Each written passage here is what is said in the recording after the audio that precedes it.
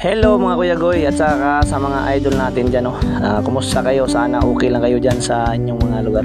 Nandito tayo ngayon sa Tagum City Hall.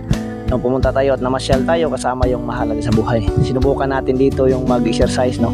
Free lang po ito para sa lahat, no? Sa pampubliko po ito. Wala pong bayad kahit na sa tiyaga at sakripisyo na lang po. Pero sa atin mga Kuya Goy, kahit malayo ito, pinuntahan natin para makapamasyal tayo kasama yung mahal natin sa buhay.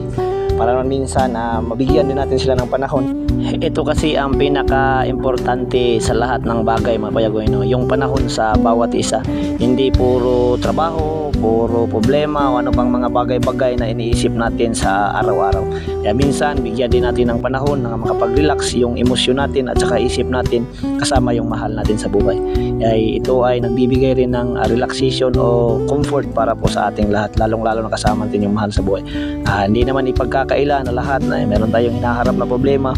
Pero minsan mga idol, mga Kuya Goy natin, kailangan nyo rin bigyan ng oras at panahon kasama yung mahal nyo sa buhay. Yan ang pinaka-importante kahit anong pang estado natin sa buhay, panahon at pagmamahalan yung dapat nakasentro po sa atin, lalong-lalo na sa panahon natin ngayon. Maraming salamat po sa inyong lahat mga idol at maraming salamat din sa pagsuporta mo sa aking mga video idol. God bless you always.